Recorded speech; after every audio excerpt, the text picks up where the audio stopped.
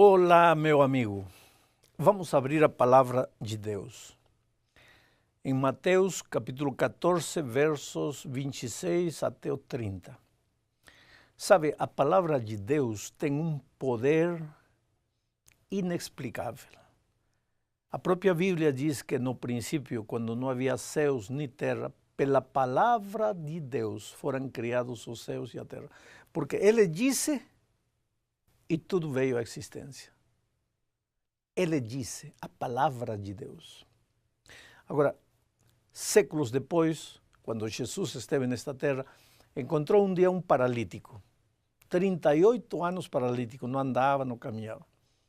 Veio novamente a palavra de Deus, agora nos lábios do Senhor Jesus Cristo. Disse para o paralítico, levanta-te, toma teu leito e anda. E pela palavra de Deus, o paralítico se levantou e andou. Esse é o poder da palavra de Deus.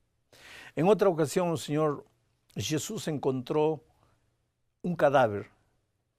4 dias já estava morto. Era seu amigo Lázaro.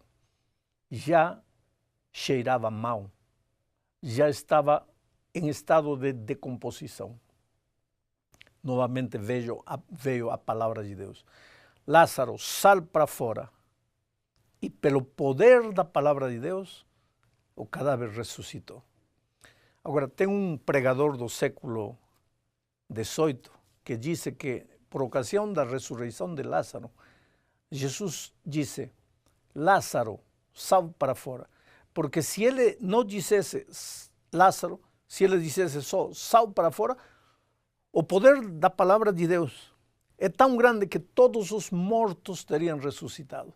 Então Deus teve que dizer, Lázaro, só você. O poder da palavra de Deus. Hoje, Deus não está conosco pessoalmente, Jesus corporalmente, mas na pessoa do Espírito está conosco, lógico. E a palavra escrita está em nossas mãos. Através da palavra de Deus, você pode ouvir a voz de Deus. Então, com isso em mente, vamos ler o texto bíblico agora, a partir do versículo 30, Mateus 14, diz assim, e os discípulos ao verem-no andando sobre as águas, ficaram aterrados e exclamaram, é um fantasma. E tomados de medo, gritaram. Mas Jesus imediatamente lhes disse, tende bom ânimo, sou eu, não tenhais medo. Respondendo-lhe Pedro, disse, se és tu, Senhor, manda-me ir ter contigo por sobre as águas. E ele disse, vem. E Pedro, descendo do barco, andou por sobre as águas e foi ter com Jesus. Reparando, porém, na força do vento, teve medo e, começando a submergir, gritou, salva-me, Senhor. Interessante. A palavra medo se repete 3 vezes neste texto. 3 vezes. Os discípulos estavam com medo. Se você me perguntar, pastor, os discípulos aquela noite no mar de Galileia tinham um problema? Claro que tinham. Qual era o problema? Não era a tempestade, não era a tormenta, não eram os trovões, não era a escuridão, não era o mar agitado. Tudo isso era verdade. Havia mar agitado, havia tormenta, tudo era verdade. Mas o problema deles não era isso. Sabe, é que a gente confunde as coisas. Às vezes diz, não, meu problema é que não tenho dinheiro, que não tenho emprego. Não, querido, que tudo isso é verdade, ninguém pode discutir. Mas o problema, pelo menos no caso dos discípulos, o problema era o medo. O coração deles estava com medo. Eles estavam gritando desesperados porque pensavam que iam afundar. E sabe por quê?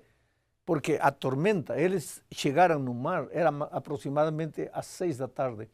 E quando Jesus apareceu para ajudá-los, já era na 4ª vigília, ou seja, mais ou menos 4 da manhã, de 6 da tarde a 4 da manhã, eles tinham lutado para tirar, a água entrava, eles tiravam, a água entrava, eles tiravam água. Eram marujos experientes. Jesus chamou, quando eles estavam pescando, eram pescadores bravos. Você acha que uma tormentinha qualquer ia assustar eles? Não. Mas o que acontece? Às 4 da manhã, pues já estavam cansados, já não tinham força. Eles pensaram, estamos mal, vamos morrer, estamos afundando. Interessante. o medo leva a você a ver as coisas completamente distorcidas. Eu estava vindo uma vez de Madrid para aqui, para São Paulo, e o barco começou a passar por uma turbulência terrível. O barco caiu assim num bache, assim, num buraco de ar, numa bolsa dessas, que eu senti que agora chegou meu fim. E me acurruquei aí, e vamos fazer o quê? Me abaixei aí para ver o que vai acontecer. E a turbulência durou alguns segundos. Agora, eu via o que o medo é capaz de fazer. Pessoas tentando correr para a porta. Agora me diga uma coisa. O avião lá em cima, 11.000 metros de altura, por que as pessoas estão correndo para a porta? É que o medo te impede de ver as coisas. O medo torce a realidade. Uma pessoa com medo não enxerga a realidade, exagera a realidade. Sabe que o grande problema no casamento, nas relações em geral, é o medo. Porque para você se relacionar bem com as pessoas, tem que se relacionar sem medo. Uma pessoa com medo não se relaciona bem com as pessoas. Por quê? Porque tem medo de perder, tem medo de pedir perdão, tem medo de reconhecer que errou, tem medo de pedir uma nova oportunidade. Medo. Por trás desses homens muito valentes, machos aí, que sempre ganham, que eu sou o chefe da casa, aqui quem dá as ordens sou eu. Há seres humanos cheios de medo, coração de medo. O medo destrói relacionamentos. Quantos lares foram acabados simplesmente pelo medo do marido, o medo da mulher? Pessoas com medo são capazes de conviver de maneira sadia. Eu vou te contar uma história engraçada que ensina uma grande lição. Eu sempre digo que eu não tenho medo de muita coisa. Eu diria, eu não tenho medo de nada, sabe? Nem da morte. Mas se você colocar um sapinho na minha frente, eu saio correndo. Agora, foi uma inquietação minha. Como eu, capaz de vencer qualquer coisa, saio correndo diante de um sapo. E isso me perturbava a vida toda. Hoje eu entendo por quê. Porque um dia meu pai me contou que quando eu era criancinha, pequenino, assim, um sapo pulou em cima do meu peito e todo mundo gritava, todo mundo chorava, todo mundo fazia escândalo e ninguém tirava o sapo de mim. Então isso criou algum trauma inconsciente, um medo inconsciente. E o medo destrói relacionamentos. Porque vou te contar, eu casei com minha esposa. Estávamos em lua de mel, na beira de uma lagoa linda, estávamos felizes da vida, caminhando, indo para uma montanha, agarradinhos na mão, e de repente vejo um sapo. E parei. E minha esposa me pergunta, o que foi? Eu podia ter dito, tem um sapo. Mas eu tive medo, novamente, não somente medo do sapo, agora medo de dizer a verdade para minha esposa. Porque se eu dissesse, tenho medo do sapo, que ela ia pensar? Ela ia pensar, olha, se este rapaz não é capaz de me defender de um sapo, vai me defender de quê? Então, eu traguei meu medo e disse, não, eu quero ir para lá. Ela me disse, tá, tudo bem, vamos para lá. Mas por que se a gente estava indo para lá? Aí eu falei, mas eu não posso ir aonde quero. Não se pode, mas por que estávamos indo para lá? Sim, mas eu decidi ir para lá. Pronto, primeiro desentendimento. Não foi briga, não foi uma peleja, mas primeiro desentendimento. Por quê? Por causa de um sapo. Porque eu tive medo do sapo e tive medo de dizer para ele. Por isso digo que medos, pequenos medos, destroem relacionamentos. Esse medo do sapo me criou muitos problemas, até que já tinham passado anos. Eu estava de missionário na selva. Minha esposa já estava trocada de roupa para ir para a igreja. Eu chego de jogar futebol, decido entrar no chuveiro. E quando entro no chuveiro, vejo um sapinho pequenino aí na parede. Aí sai correndo com medo do sapo. Aquele bichinho pequeno, que ia me fazer? Mas tinha medo do sapo, tenho medo do sapo. E sentei na cama, esperando que o sapo vá embora. Aí minha esposa entra e diz, olha, e não vai se banhar? Sim, vou me banhar, mas calma, calma, eu vou tomar banho. Quando eu decidir. Ela não disse nada, sai. Demora 5 minutos, volta. Eu olho e o sapo continua aí. Aí ela volta, me encontra sentado. Olha, e a que hora vai se banhar? Já está na hora de ir à igreja.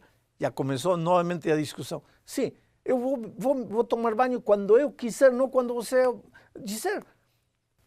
Está vendo? E o sapo bendito não saía. Você vê como o medo destrói relacionamentos. Até que tive que me entregar, tive que me rendir. E falei, querida, a verdade é que tem um sapo aí. Aí, onde? Está aí. Ela tinha crescido na selva a vida toda, entre sapos. Então, o que foi? Pegou o sapinho pela cintura, levou para fora, problema resolvido. Mas enquanto o medo estava no meu coração, não havia nenhum problema resolvido. Agora você entende o que a palavra de Deus está querendo dizer. Um coração com medo é incapaz de ser feliz. E se não é feliz, é incapaz de fazer feliz a outra pessoa. Por isso, quando Jesus chegou aquela noite no mar de Galileia, ele não acalmou a tempestade. Ele não fez parar a chuva. Ele não fez desaparecer o trovão. Ele não acalmou o mar. O que ele fez? Ele tirou o medo do coração. Por quê? Porque ele sabia que o problema dos discípulos não eram as coisas externas. O problema dos discípulos estava no interior.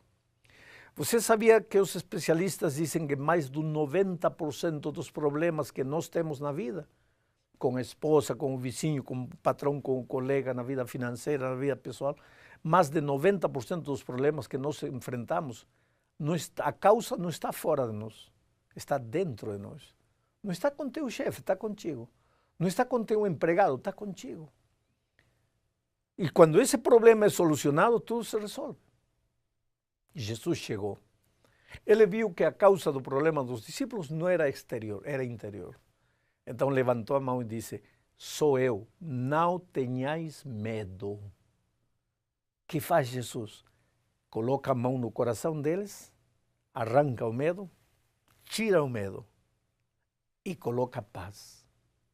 E agora, Pedro, curado do medo, esse Pedro que 1 minuto antes estava desesperado, ai, vamos morrer, estamos perdidos, já não tem solução, este casamento acabou, já não podemos voltar atrás, já temos nos magoado tanto que está tudo acabado. Quando Jesus aparece, o que acontece com Pedro?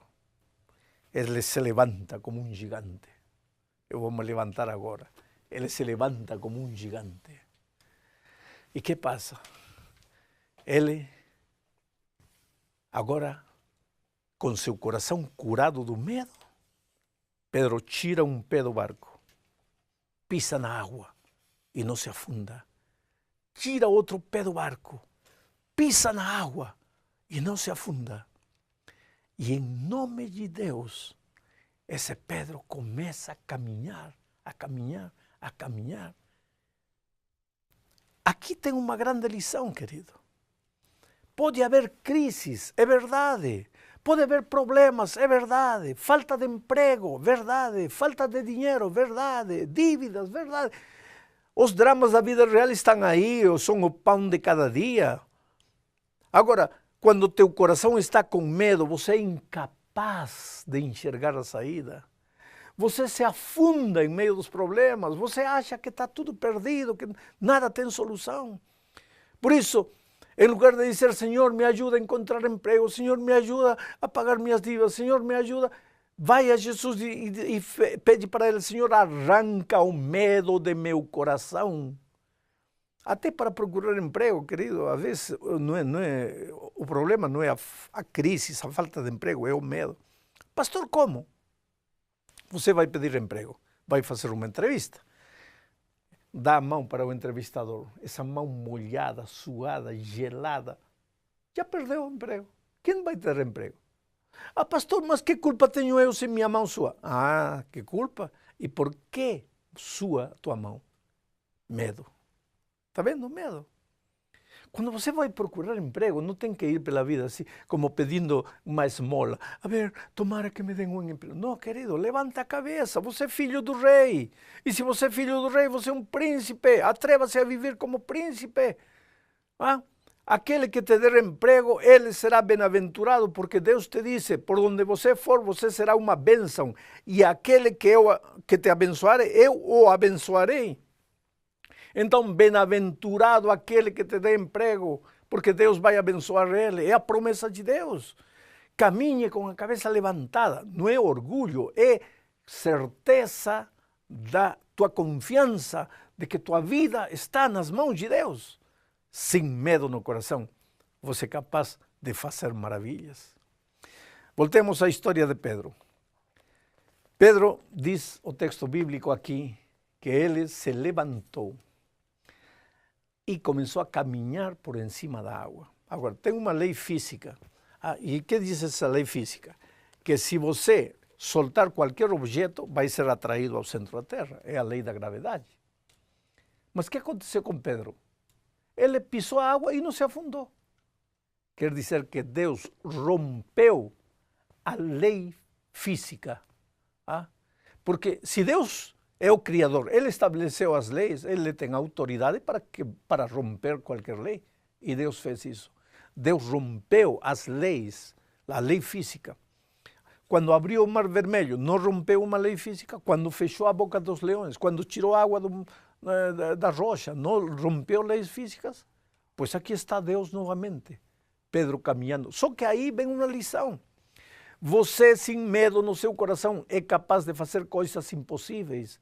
Você, sem medo no seu coração, é capaz de caminhar por cima das águas, das turbulências, das dificuldades. Oh, querido, jamais desespere. Seu problema não está fora de você, seu problema está no coração. Lá em Nova York, conheci uma senhora que tinha entrado no país sem documentos. E casou lá com um homem que também não tinha documentos. Então, os dois estavam casados, sem documentos. E sem documentos você não pode arrumar um bom emprego. Portanto, o dinheiro não alcançava para nada. Alguns anos depois do casamento, ambos estavam cheios de dívidas. Então, ele acusava ela acusava ele. Um dia, ela mesma, usando as palavras dela, disse: maldita a hora que casei com este homem que não tinha documentos, porque tem tanta amiga minha que casa com um americano e já tem documentos, e eu estou aqui sofrendo. Está vendo? Para ela o problema estava no dinheiro, no emprego, nisso, naquilo, olhando para documento. Esse é o meu problema. Ela nunca olhou para dentro dela para ver que o problema estava em seu coração cheio de medo. Até que um dia, chorando, abriu o coração para uma vizinha. A vizinha era adventista, conhecia a palavra de Deus, conhecia o Evangelho. A vizinha disse para ela: amiga, um dia eu tentei falar contigo da Bíblia, você nem quis ouvir da Bíblia, mas você precisa de Deus. Mas para que preciso de Deus? Precisa de Deus, sabe por quê? E agora vou te explicar. Veja, querido, você um dia saiu das mãos de Deus. Você saiu das mãos de Deus. E se você saiu das mãos de Deus, jamais estará completo até não se devolver a Deus. Aí, em Deus, você está completo. Se você sai de Deus e vive afastado de Deus, como vai ser completo? Vai estar faltando, vai estar vazio. Teu coração cheio de medo, cheio de complexos, cheio de traumas. Mas outro dia alguém disse para mim: mas eu não acredito em Deus. Então, como você está vivo? Isso é o fruto da evolução. Bom, essa também é uma possibilidade. Você pode ser fruto da evolução, mas se você for fruto da evolução, a tua vida é uma casualidade, é um acaso. Você, de onde veio? Uma explosão cósmica. Não havia uma vontade, não havia um propósito por trás da sua existência. Sua existência nesta terra é um acidente. Então você não sabe de onde vem, não sabe para onde vai. tudo que acontece na sua vida é acidente. Que sentido tem a vida desse jeito? Eu prefiro acreditar no que a palavra de Deus diz. Que Deus, um Deus de amor, me criou por amor. E esse Deus se preocupa por mim. E mesmo que as coisas não estejam dando certo, Deus está no controle da minha vida. E se eu entrego meu coração a Ele, Ele tira o medo do meu coração. Coloca a paz em meu coração. E então, com paz em meu coração, eu sou capaz de enfrentar as lutas mais difíceis da vida. Pois então, esta mulher começou a ler a Bíblia. E a Bíblia é interessante. Tem muita gente que tem medo de ler a Bíblia, sabe por quê? Porque a Bíblia tem coisas que você, se nunca leu a Bíblia, pues não sabe. Então tem que aprender. E que coisa é aprender? Aprender é sair do terreno que você conhece e pisar o terreno que você não conhece.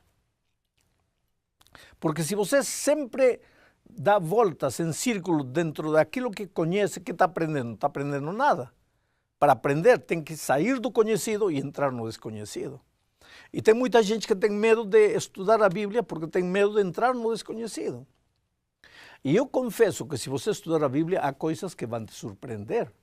Há coisas que vão te assustar. Há coisas, eu sempre digo, veja, vamos dizer que eu estou com o rosto manchado aqui de carvão. E eu não sabia, feliz da vida, ando tranquilo porque eu não vejo. E um dia olho no espelho e descubro, ai, me assusto, como estive andando assim? A Bíblia é como um espelho. Você está feliz da vida vivendo como está vivendo. Um dia encontra a palavra de Deus. Você vê no espelho a palavra de Deus e você se assusta porque você descobre coisas que você não conhecia. Mas, querido, esta mulher começou a estudar a Bíblia e descobriu que seu problema era o medo. Não era que não tinha documento, que não tinha dinheiro, que não tinha emprego. Era o medo. Então foi a Deus e disse, Senhor, arranca o coração o medo de meu coração. Coloca paz em meu coração. E que fez Deus? Atendeu o pedido. E como a Pedro, arrancou medo do coração. Agora, com o coração sem medo, ela aprendeu a ser feliz. Os problemas continuavam, mas ela já não era a mesma. Agora ela era diferente. Ela começou a enxergar a vida de outra maneira. Porque quando você está com o coração cheio de medo, sabe? Você se afoga num copo de água. O que quer dizer afogar-se num copo de água? Eu vou te dizer, veja.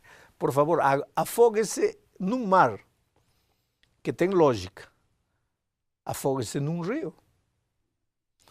Afogue-se na piscina. Oh, querido, afogue-se na tina, na banheira. Mas num copo de água. Por quê? Aí está o assunto. Quando o teu coração está cheio de medo, você vê um copo de água como se fosse um mar. Quando Deus liberta você do medo, você percebe que estava se afogando num copo de água. Não é que Deus faz desaparecer os problemas. Deus muda teu coração, te dá outra visão, te dá uma visão vitoriosa. E você, em nome de Deus, é capaz, como Pedro, de andar por cima do mar. É por isso que Romanos capítulo 5, versículo 1 diz, justificados, pois, pela fé, temos paz para com Deus. Paz. Paz. Porque a primeira coisa que Deus te dá quando você vai a Ele é paz. Porque o primeiro sentimento negativo que o inimigo colocou no coração de Adão e Eva quando se afastaram de Deus foi o medo. Deus chegou à tarde ao jardim e Adão falou, tive medo e me escondi. Medo. Antes da entrada do pecado não existia medo. O diabo colocou medo no coração de Adão e Eva, como dizendo assim, se eu colocar medo no coração deles, já não preciso fazer nada. Eles sozinhos vão morrer, o medo vai acabar com eles, o medo vai destruí-los. E é a verdade, corações com medo são corações paralisados. medo de amar, medo de pedir perdão, medo da vida, medo da morte, medo do futuro, medo do passado, medo. Você não pode viver com medo. O medo não te deixa ser feliz. Por isso, quando você lhe entrega o coração a Jesus, o que faz Jesus? Coloca paz. E agora com paz, a vida cobra outro matiz. Agora você, onde via só derrota e fracasso, agora você vê oportunidades. Eu sempre digo que para os filhos de Deus não existem derrotas. Para os filhos de Deus, cada derrota é a oportunidade de fazer, de alcançar a vitória de uma maneira diferente. Vou repetir. Para os filhos de Deus não existem derrotas.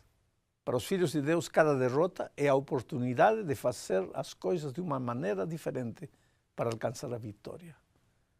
Jesus está a teu lado. Vê a Ele como você estiver. Leva teu coração. Outro dia alguém me disse, pastor, minha vida está acabada, como posso ir a Jesus? Assim como você estiver. Lembra do filho pródigo? Como foi o filho pródigo a Jesus?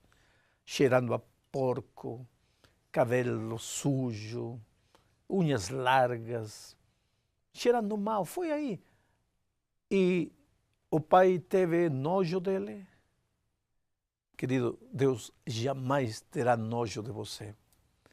Para Deus você é a coisa mais preciosa, Ele te ama como você é. O pai abraçou o filho, beijou o filho. É na pureza de seu amor que você se transforma em algo puro. É na beleza, no amor, que desaparece a feiura do pecado e você se transforma em algo belo. Veja Jesus. Não adie a decisão. Não tenha medo, não tenha preconceitos. Veja Jesus como está. Diga para Ele, Senhor, tenho tanta dificuldade para crer, mas eu sei que preciso crer, mas não consigo. Ajuda-me a crer. E deixa que Ele faça o que você não pode fazer.